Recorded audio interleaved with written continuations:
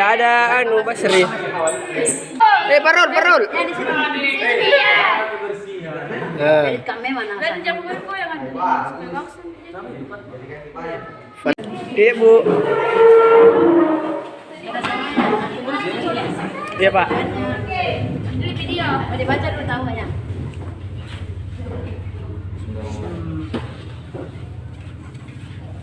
Resmi. Ini video, mau dibaca dulu tahu banyak.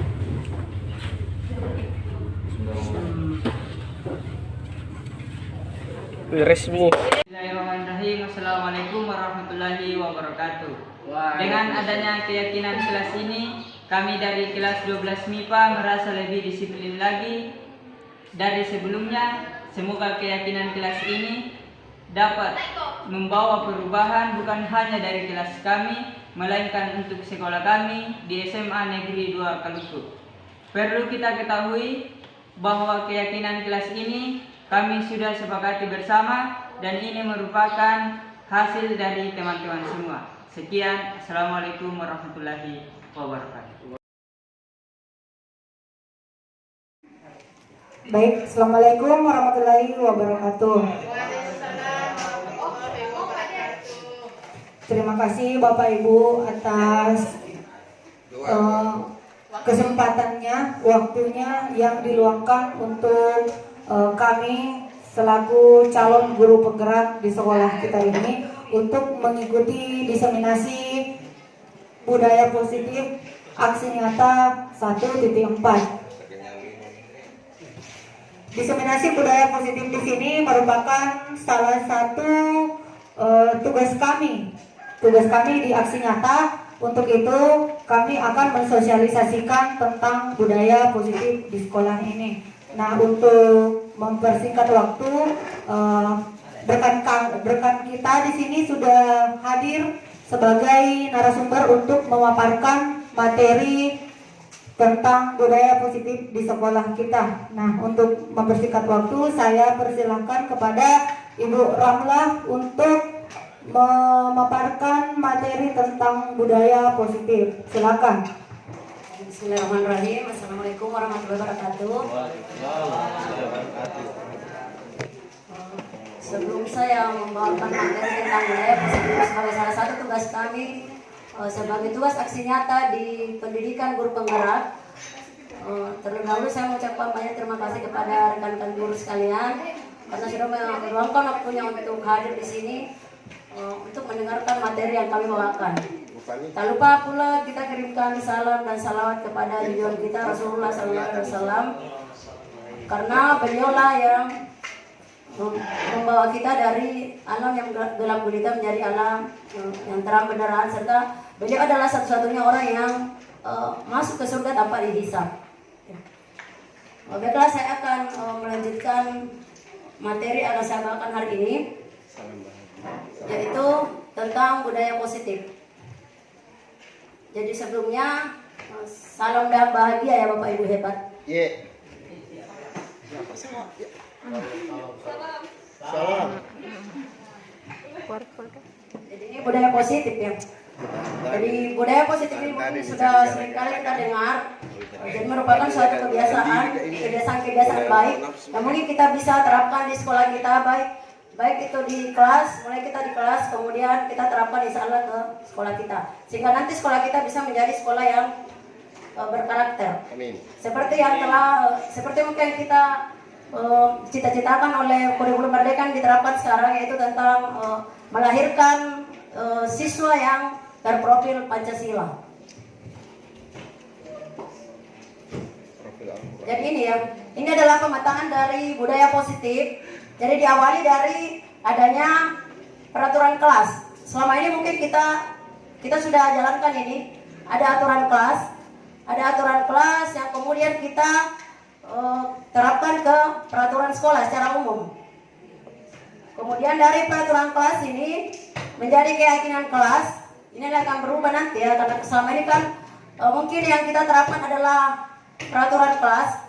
Misalnya kita akan berdasarkan penjelasan dari rekan saya tadi bahwa itu akan berubah menjadi keyakinan kelas. Tadinya peraturan menjadi keyakinan.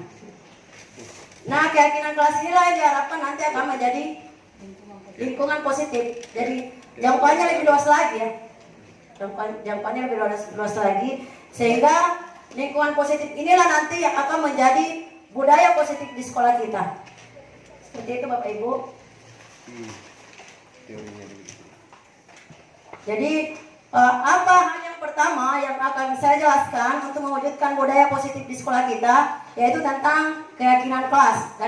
Jadi berawal dari keyakinan kelas ya Bapak Ibu. Jadi mudah-mudahan dengan penjelasan ini kita bisa, mungkin terutama wali kelas, bisa kita terapkan ini untuk keyakinan kelas di setiap perwalian kita. Jadi apa itu keyakinan kelas? Jadi keyakinan kelas ini merupakan lanjutan dari peraturan, ya maksudnya lebih tegas dari peraturan. Kemudian keyakinannya ini kan timbul dari keinginan anak itu sendiri, bukan karena seperti yang dijelaskan rekan saya tadi, bukan karena adanya hukuman, bukan karena adanya penghargaan, tapi itu lahir dari motivasi intrinsik siswa kita. Ini ada contohnya ya. Ada perbedaan antara peraturan dengan keyakinan kelas. Jadi yang pertama itu selalu mengembalikan buku ke tempatnya, seperti tadi yang disampaikan teman saya itu ke perpustakaan. Karena kebetulan di sekolah kita mungkin kelasnya belum ada perpustakaan dalam kelas, jadi yang pada umumnya kita lakukan adalah minjam buku di perpustakaan. Jadi keyakinan kelas itu adalah tanggung jawab ya. Kemudian dilarang mengganggu orang lain, menjadi keyakinan kelas menghormati orang lain. Kemudian hadir di sekolah 15 menit sebelum pembelajaran dimulai. Jadi ini keyakinan kelasnya adalah menghormati orang lain, kemudian berkomitmen. Kemudian yang ketiga, dilarang melakukan kekerasan. Jadi keyakinan kelasnya itu adalah keselamatan, kemudian menghormati orang lain. Kemudian yang berikutnya adalah dilarang menggunakan narkoba. Ini yang sangat penting Bapak Ibu. Apalagi mengingat anak-anak sekarang perkembangan zaman yang luar biasa. Ini yang kita tak mungkin jadi momok ya bagi kita sebagai seorang pendidik. Dilarang menggunakan narkoba demi untuk kesehatan. Jadi keyakinan kelasnya itu adalah kesehatan. Kemudian bergantian atau menunggu giliran, menghormati orang lain.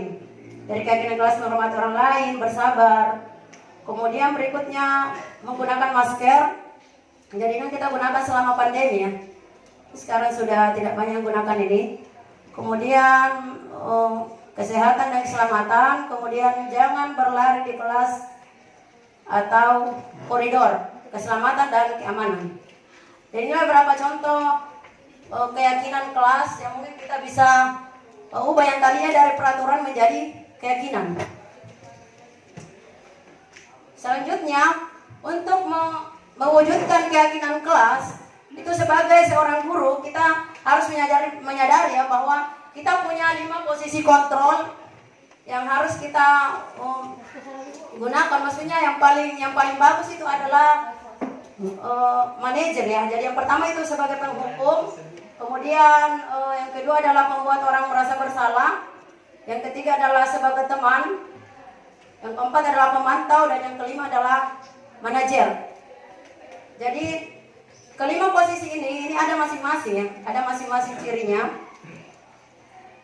Jadi motivasinya itu adalah misal motivasi untuk seorang guru yang sebagai penghukum. Jadi kapan seorang guru dikatakan sebagai penghukum? Itu bisa Bapak Ibu baca di atas.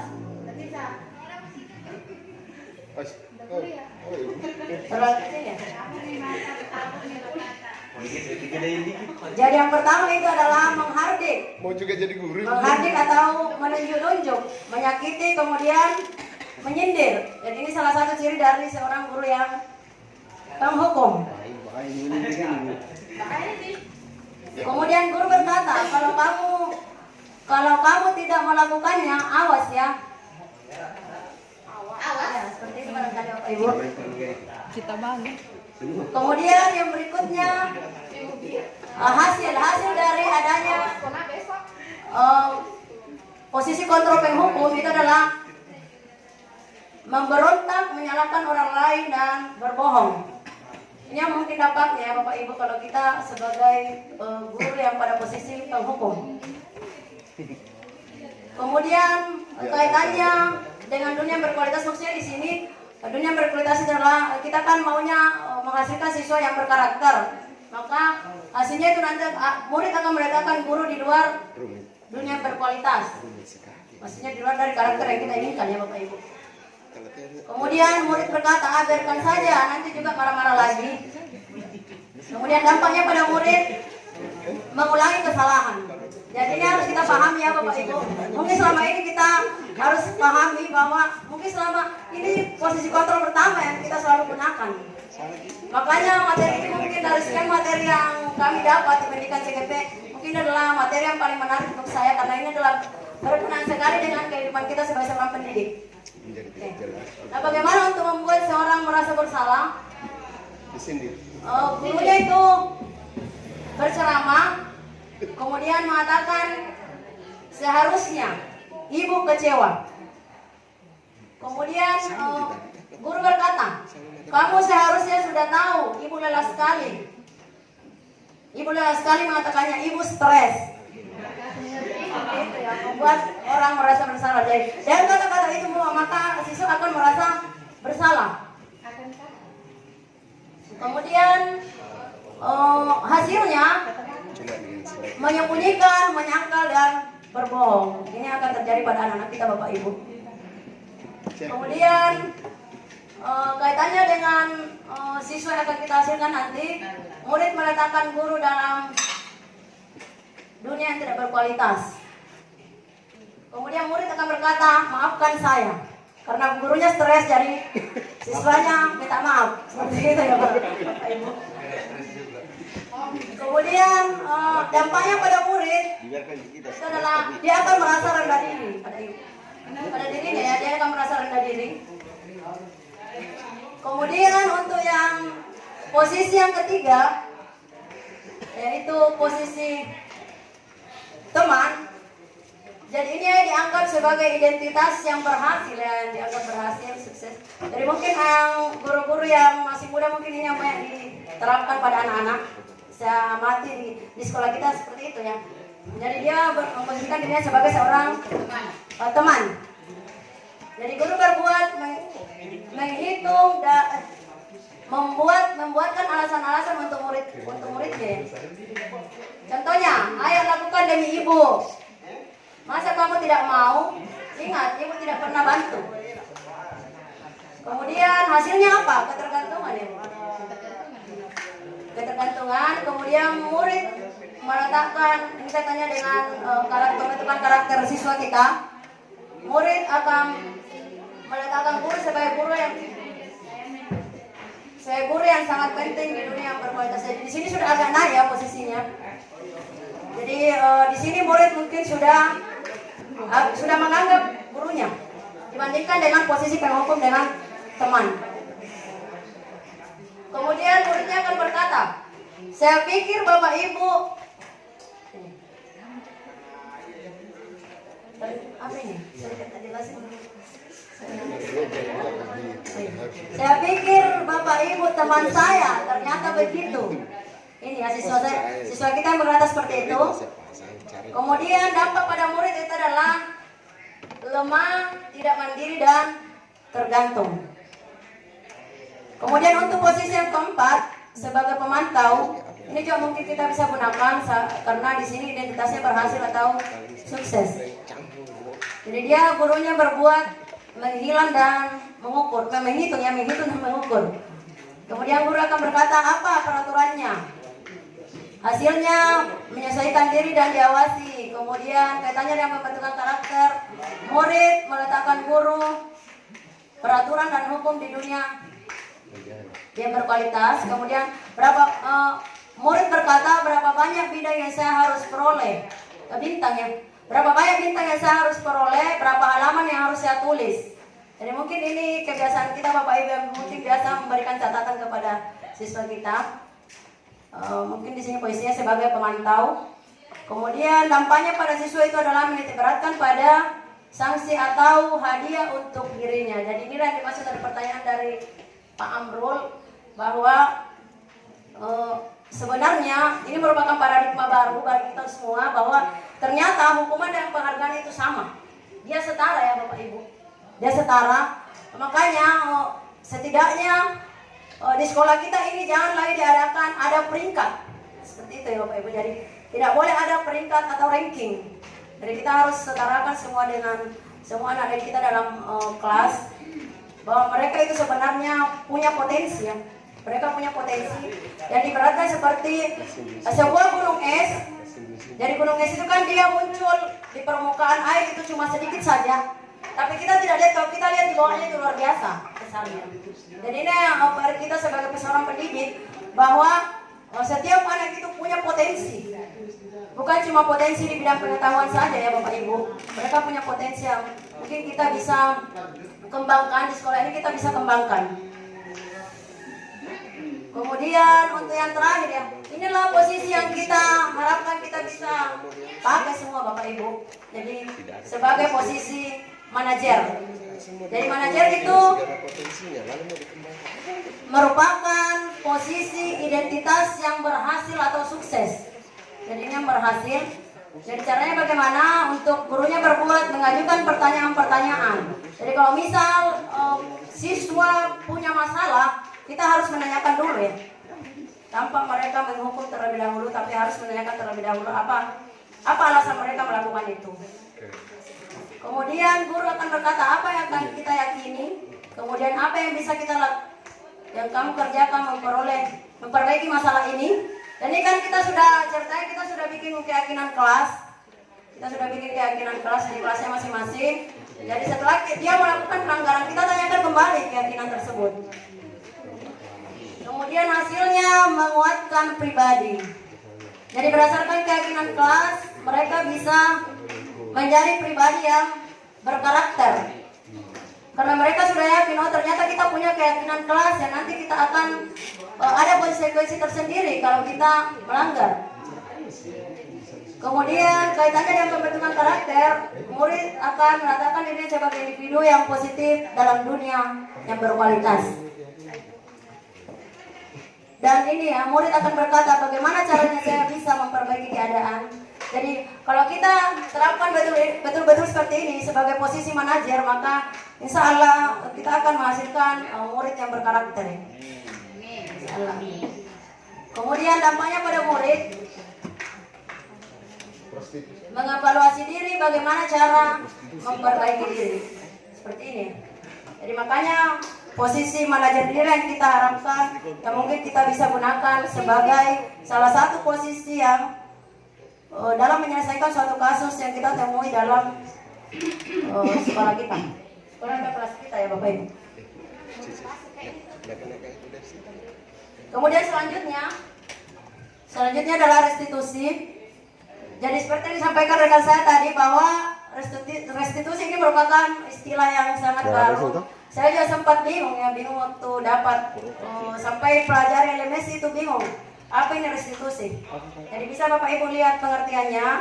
Jadi restitusi ini adalah salah satu proses menciptakan kondisi bagi murid untuk memperbaiki kesalahan mereka sehingga mereka bisa kembali pada kelompok mereka dengan karakter yang lebih kuat. Restitusi juga merupakan proses kolaborasi yang mengajarkan murid untuk mencari solusi masalah mereka dan membantu murid berpikir tentang orang seperti apa yang mereka inginkan atau menjadi tujuan yang mulia, dan bagaimana mereka harus memperlakukan orang lain. Jadi ini merupakan salah satu cara untuk menyelesaikan kasus yang terjadi pada anak kita. Jadi mungkin ini kasus itu adalah keseharian kita Bapak Ibu. Seperti makanan, itu adalah makanan kita sebagai seorang pendidik. Kita akan selalu ketemu kasus dengan siswa kita setiap hari. Jadi metode yang digunakan itu adalah metode namanya segitiga restitusi. Segitiga restitusi. Jadi ada poin-poinnya. Yang pertama itu adalah menstabilkan identitas, kemudian validasi kebutuhan, kemudian menanyakan keyakinan. Jadi seperti ini Bapak Ibu. Jadi ini prosesnya. Jadi ada 3 hal. Apa saja yang kita tanyakan, mungkin lewat video dari Bos tadi itu sudah sangat jelas sekali ya. kalau proses segitiga restitusi ini merupakan salah satu cara yang sangat baik yang kita gunakan untuk menyelesaikan suatu kasus yang terjadi pada anak didik kita ya. Kemarin saya tidak sempat upload videonya. Saya sempat untuk tugas dari demonstrasi konseptual itu kita mencari kasus yang terjadi pada siswa.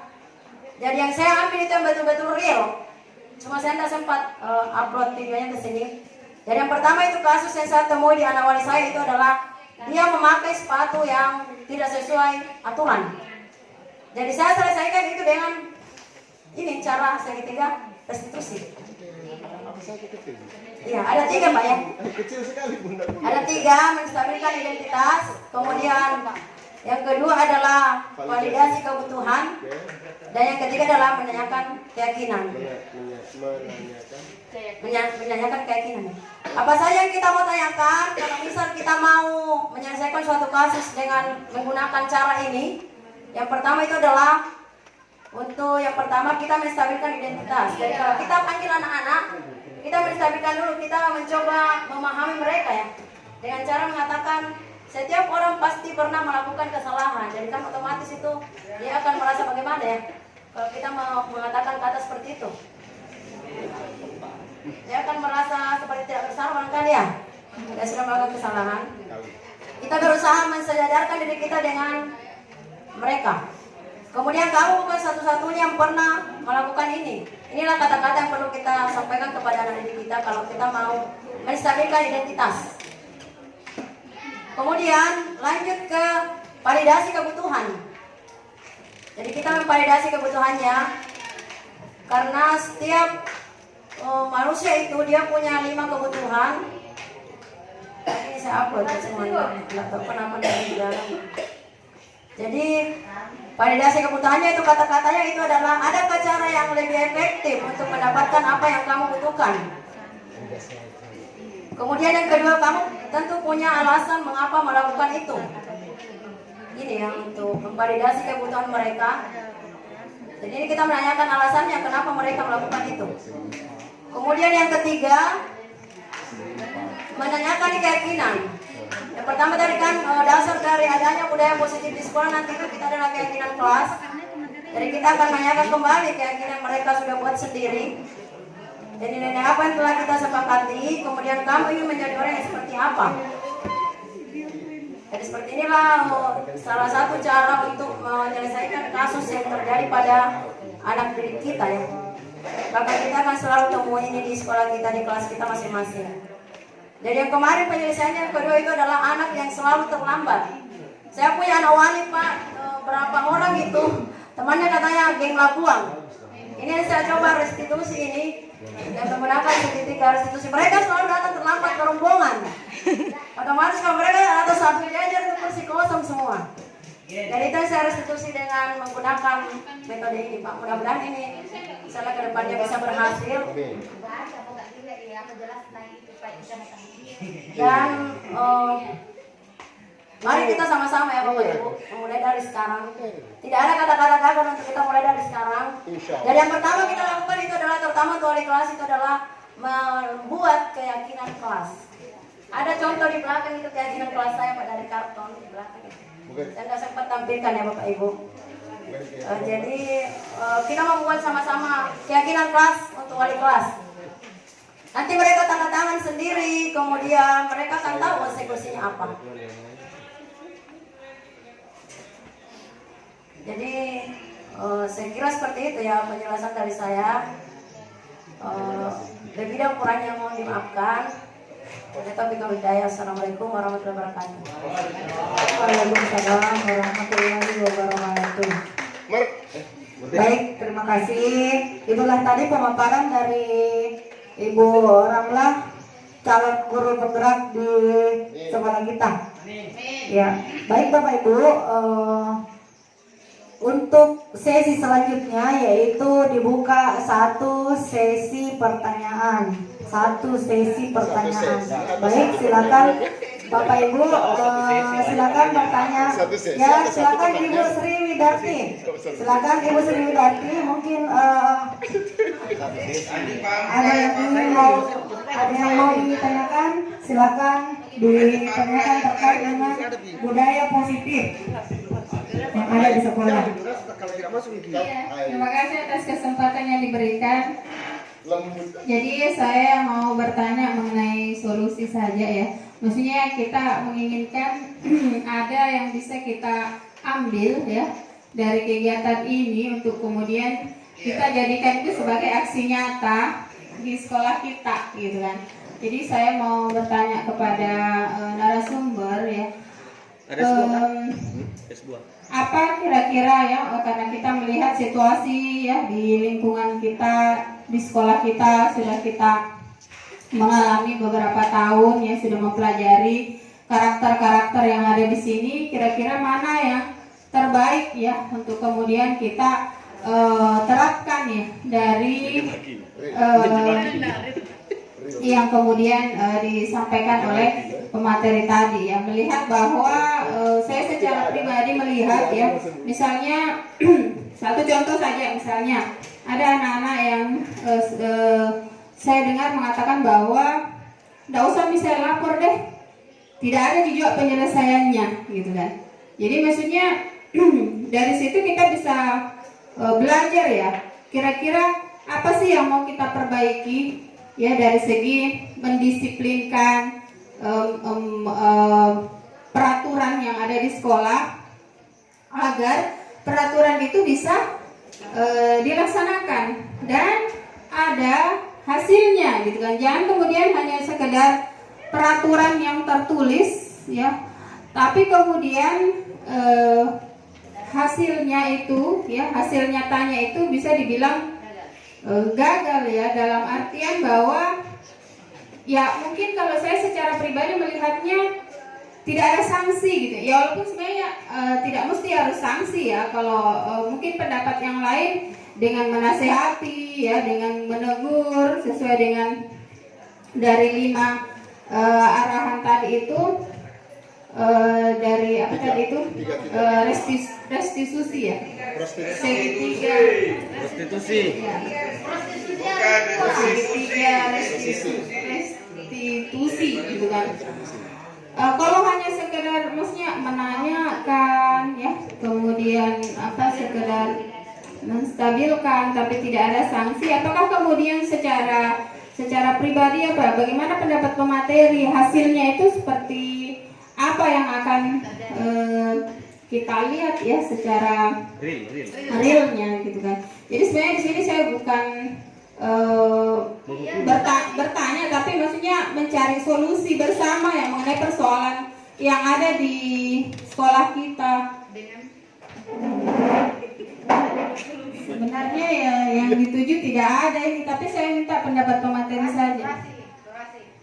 Ya mungkin itu ya, mewakili dari hati-hati yang lain. Ya minta maaf saya dikasih kesempatan. Terima kasih atas kesempatan yang diberikan. Ya supaya lebih tersusun barangkali masih ada sedikit. Baik, terima kasih Ibu Sri, pertanyaannya sangat luar biasa dan pertanyaan dan sekaligus apa ya, mencari solusi dari apa yang terjadi di sekolah kita ini. Nah, untuk itu saya persilakan kepada Ibu Ramlah untuk menjawab pertanyaan dari Ibu Sri. Solusi apa kira-kira untuk mengatasi permasalahan yang terjadi di sekolah kita ini? Silakan Bu. Bisa lanjut dulu sih, kita kelas dulu catat. Oke. Sebelumnya terima kasih banyak Ibu Sri Widarti sudah memberikan pertanyaan kepada saya. Saya akan mencoba menjawab. Memang tidak semudah membalikan telapak tangan ya Bapak Ibu, karena masalah yang kita hadapi itu kadang memang kita menegurnya 10 kali menegur tapi 20 kali terulang kembali. Itu barangkali ya. Seperti itu barangkali mengandainya Bapak Ibu. Jadi ya, betul sekali. Jadi kita sebagai seorang pendidik, kita jangan pernah bosan. Kita jangan pernah bosan untuk selalu memberikan nasihat kepada anak didik kita, sambil berdoa ya Bapak Ibu, semoga mereka menjadi manusia yang berkarakter yang kita idam-idamkan di masa depan. Jadi yang perlu kita lakukan adalah kita harus selalu berkomitmen, itu selalu terus menerus ya Bapak Ibu, selalu tidak pernah bosan. Kalau mereka mau melakukan pelanggaran lagi ya ditegur lagi, dinasihati lagi, itu barangkali. Kemudian salah satu yang penting kita lakukan itu adalah kita sebagai seorang pendidik harus menjadi contoh atau teladan. Dan teladan yang kita lakukan itu harus tidak boleh, misal kita sebagai seorang pendidik itu harus misal tidak boleh datang terlambat, harus masuk di kelas jam 7.30. Nah besoknya terulang kembali, itu namanya tidak konsisten ya Bapak Ibu. Jadi itu sebagai seorang pendidik kita harus menjadi contoh yang pertama dulu. Dan itu harus konsisten Bapak Ibu. Selalu menjadikan. Dan itu tadi, jangan pernah bosan.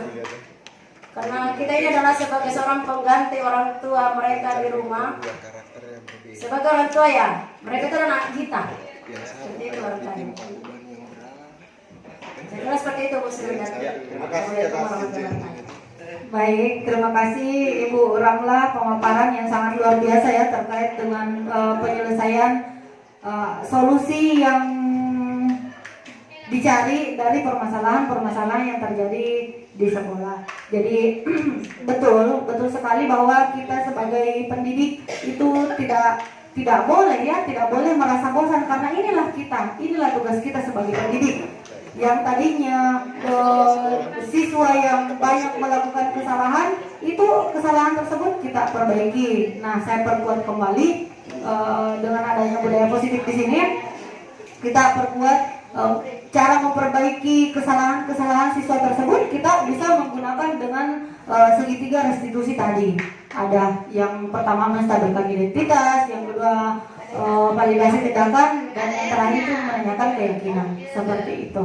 Jadi terima kasih Bapak Ibu atas waktu yang diluangkan pada hari ini untuk mengikuti diseminasi budaya positif aksi kata modul 1.4. Saya kira untuk hari ini demikianlah pemaparan dari Ibu Ramla. Dan kami selaku calon guru penggerak angkatan 7 di Kabupaten Mamuju dari SMA Negeri 2 Maluku mengucapkan banyak terima kasih yang sebesar-besarnya dan setinggi-tingginya kepada Bapak Ibu semua yang sudah meluangkan waktu mengikuti diseminasi pada hari ini. Terima kasih. Assalamualaikum warahmatullahi wabarakatuh. Assalamualaikum warahmatullahi wabarakatuh. Saya kepala sekolah SMA 2 Maluku sangat bersyukur ya, dan berterima kasih kepada calon guru penggerak ini mengadakan kegiatan diseminasi budaya positif di sekolah, karena ini akan memberikan pencerahan atau penguatan kepada warga sekolah, dalam hal ini guru dan siswa. Saya kira ini kalau ini bisa diimplementasikan budaya positif di sekolah, ini akan membuat siswa semakin berprestasi dan tentu ini akan meningkatkan mutu sekolah kita. Saya kira seperti itu. Saya Ibu Hendriani, rekan sejawat Ibu Ramla, calon guru penggerak angkatan ke-7. Budaya positif yang disampaikan pada diseminasi sangat menarik karena menambah pengetahuan kami sebagai seorang pendidik, terutama tentang penanganan kasus yang terjadi pada anak didik kami. Terima kasih.